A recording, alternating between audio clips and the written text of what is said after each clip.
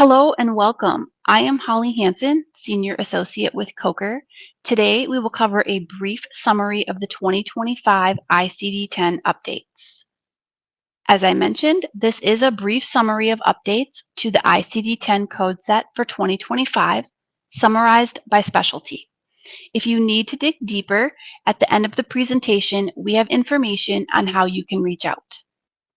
Okay, so for 2025, we have 252 new codes. There have been 36 deleted codes, and there are 13 revised codes. Of note, Chapter 8 for ENT and Chapter 20 for external morbidity have no changes.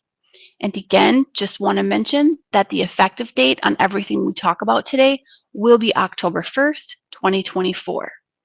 Everything we discussed today comes straight from the 2025 ICD-10 guidelines.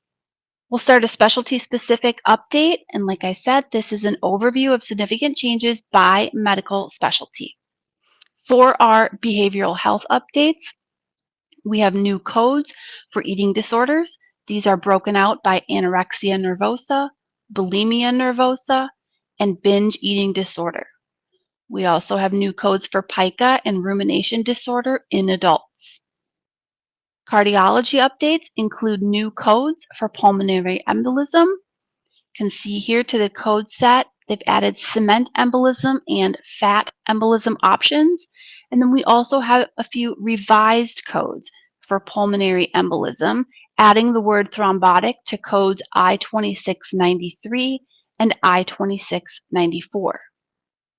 For our dermatology updates, we have new codes for pruritus and lichen planus. You can see here these are broken out. We have 2 new codes for the pruritus, several new codes for the lichen planopilaris, and then a couple of new codes for the central centrifugal cicatricial alopecia. For endocrinology, we have several updates. We have new codes for a variety of issues, including pre-symptomatic diagnoses for type 1 diabetes, hypoglycemia levels, carcinoid syndrome, obesity class, disorders of citrate metabolism, as well as obesity due to the MC4R pathway. Please keep in mind, these are not full codes and additional characters may be required. Okay, for gastrointestinal or GI updates, we have new codes for anal, rectal, and anal-rectal fistulas. You can see here, those are the 3 new codes, and these are going to specify whether it is simple or complex, as well as if it is initial, persistent, or recurrent. In our genitourinary category, we have a new excludes one note under the N39.0, which is the UTI, site not specified.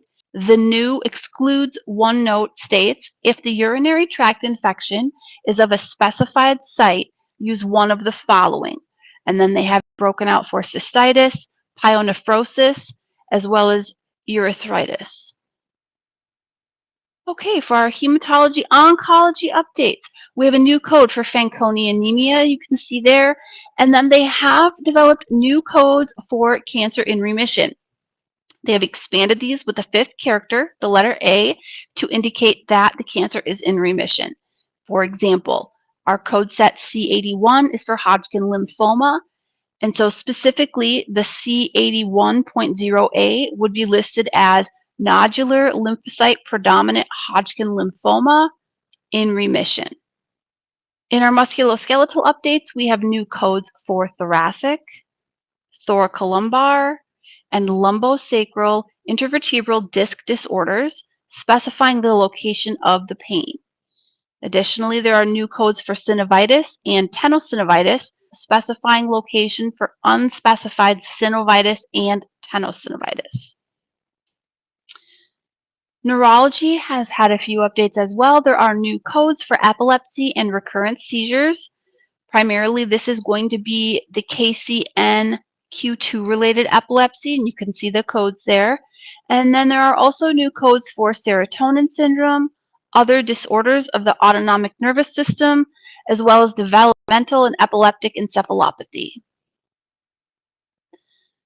Our obstetric updates have new guidelines for coding diabetes complicating pregnancy, reflecting the increasing complexity of managing diabetes during pregnancy.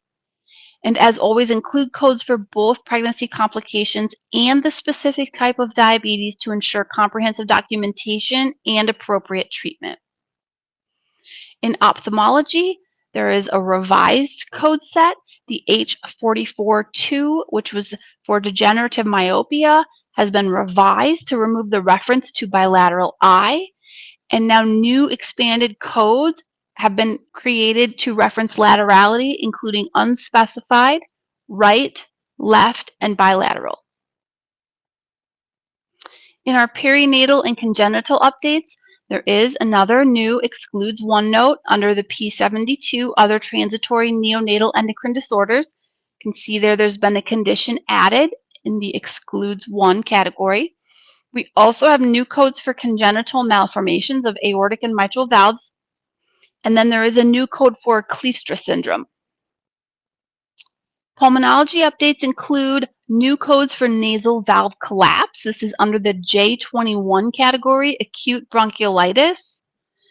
This is going to specify internal or external collapse and the state of the condition, static, dynamic, or unspecified. Okay, when it comes to signs and symptoms as well as injury, there are a few new updates. There is a new code for anosognosia. There is a new code for poisoning by, adverse effect of, and underdosing of immune checkpoint inhibitors and immunostimulant drugs. And finally, there are new codes for disruption of internal operation or surgical wound. The Z codes, the Z status codes, have received several updates. As you can see here, there are new codes for genetic susceptibility. There is a revised descriptor for Z17 to include progesterone and human epidermal growth factor receptor status. There are new codes for sepsis aftercare. New social determinants of health codes have been added to reflect insufficient health insurance coverage as well as welfare support. There are new codes for blood types using the Duffy blood group system. There are new codes for pediatric BMI percentiles. There is a new code for family history of familial adenomatous polyposis. And there are new codes for personal history of specific types of colon polyps as well. That rounds out the specialty and/or specific chapter updates for ICD-10 code set 2025. I do want to leave you with a few general documentation tips that are crucial to correct coding.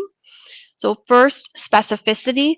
Always want to use the highest level of detail and specificity available. When it comes to the severity, documenting the severity of the conditions where applicable is crucial. Please be aware of new terms and codes introduced in 2025. And then don't forget the placeholder character and using X as a placeholder in codes to ensure their validity. And again, this all comes straight from the 2025 ICD-10 guidelines. New codes and guidelines always have an impact on clinical practice. As such, we do highly recommend that you work with your staff to ensure that they are trained on the new codes and documentation requirements. Working with your coding software vendor to ensure that coding software is updated to reflect the 2025 changes before the October 1st deadline. And then, as always, audits are very important. We advise conducting regular documentation audits to ensure compliance with new guidelines. If needed, we certainly have the resources to assist if needed, so please ask us how we can help with your auditing and education needs. And again, I'm Holly Hansen. Here's a little bit about me and my bio and my background. And thank you for tuning in. These are our office locations, and then at the bottom you can see our phone number and our website. You can easily reach out to us. We can help you with any of your coding needs. Thank you so much.